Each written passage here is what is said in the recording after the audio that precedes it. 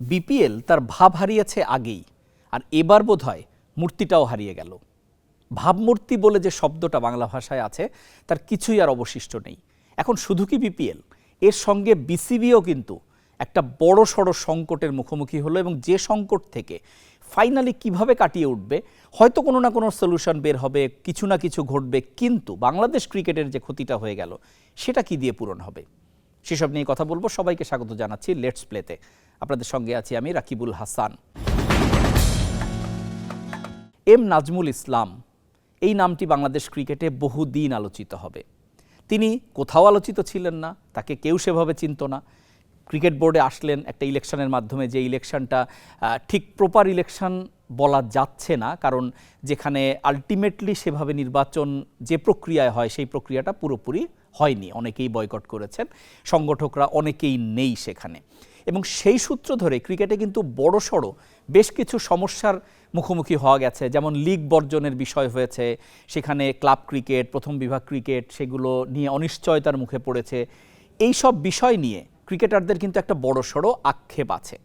সেই আক্ষেপ থেকে তারপর যখন বিপিএল তাদের কি বলবো একমাত্র অবলম্বন, যেখানে অবশ্য সব ক্রিকেটার পায় না, সেই বিপিএল যখন শুরু হলো, সেখানেও এই নাজমুল ইসলাম নামের এই ভদ্রলোকের জন্য একটা বড়সড় ক্রাইসিসের মুখোমুখি হলো, যেখানে বয়কট পর্যন্ত চলে গেল। তারপরে বিসিবি যখন তাকে তার সব দায়িত্ব থেকে অব্যাহতি দিল, সেই অব্যাহতি দিল যে সময়টা, সেটা এর আগে করলে কি দোষ হতো, কেন ক্রিকেটারদের একজোট হয়ে প্রেস কনফারেন্স করতে হবে, সেই মনে পড়ে যায় বছর কয়েক আগে যখন সাকিব আল হাসানের নেতৃত্বে এভাবেই নাজমুল হাসান পাপনের বোর্ডের এগেনস্টে মিরপুরে যেরকম আন্দোলন হয়েছিল, সেখানে 10টা দাবি দেওয়া হয়েছিল। সাকিব আল হাসানের পরে এক এক করে বিভিন্ন ক্রিকেটার সেই দাবিগুলো করেছিলেন। এই যাত্রাও আমরা দেখলাম যে কোঅপ সভাপতি মোহাম্মদ মিঠুন, তিনি মূল দাবিটা উত্থাপন করলেন যে এম নাজমুল ইসলাম তার পদত্যাগ ছাড়া তারা মাঠে ফিরবে না। এরপর একে একে আরও বেশ কিছু দাবি, সেটা হচ্ছে আমরা জানি জাহানারা আলমের যে যৌন হয়রানির যে অভিযোগটা, সেটা বিসিবি পেন্ডিং করে রেখেছে।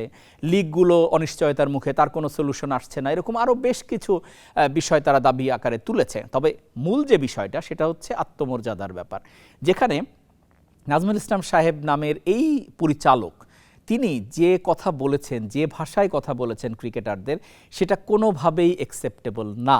এবং তার একটা জবাব, এই যেমন এক একজন যে বলছিলেন, তার মধ্যে মিরাজ যেমন একটা কথা বলেছেন যে ওখানে নাজমুল ইসলাম সাহেব বলেছিলেন যে তাদের পিছনে, ক্রিকেটারদের পিছনে কেন কোটি কোটি টাকা আমরা খরচ করব। তাই আমরা মানে যে ক্রিকেট বোর্ড, অথবা এমন একটা কথা প্রচলিত আছে যে জনগণের টাকাই ক্রিকেট চলে। কিন্তু মিরাজ সরাসরি বলেছেন যে এই টাকাগুলো তারা উপার্জন করে, যে উপার্জন করে বিভিন্ন টুর্নামেন্ট খেলে স্পন্সরদের মাধ্যমে, ফলে এইভাবে হেয় করার কোনো অধিকার তার নেই।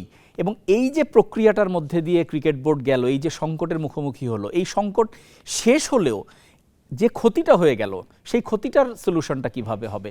কারণ এই পুরো বিষয়টা কিন্তু ক্রিকেটিং ওয়ার্ল্ডে চাউর হয়ে গেছে, এবং এই যে ভাবমূর্তির যে সংকটটা তৈরি হলো, সেই সংকট আর কি ফিরে পাওয়া যাবে, সেটা একটা বড় সড়ো প্রশ্ন থেকে গেল। বিপিএল যদি হয়ও ইন ফিউচার, বিপিএলে যে এর মধ্যেই কিন্তু আমরা বিদেশি ক্রিকেটার, নামী ক্রিকেটার পাওয়া যায় না সেরকম। আমরা যদি এবারের বিপিএলের দিকে তাকাই, সেখানে কিন্তু পরিচিত ক্রিকেটার খুবই কম। আমরা যদি ওয়ার্ল্ড কনটেক্সটে চিন্তা করি, অনেক দেশের কোনো ক্রিকেটারই নাই।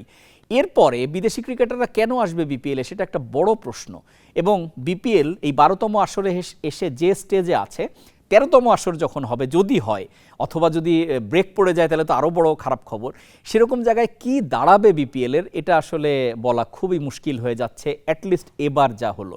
এবং বাংলাদেশ ক্রিকেট, এই ক্রিকেট বোর্ডের অধীনে যেটা আমিনুল ইসলাম বুলবুল লিড করছেন, এবং তার অধীনে যে ছন্ন ছাড়া চেহারাটা দেখা গেল এই ইস্যুতে, এবং এক একজন পরিচালক এক একভাবে কথা বলছেন, সেই কথাগুলো অনেক ক্ষেত্রে আপত্তিকর হয়ে দাঁড়াচ্ছে।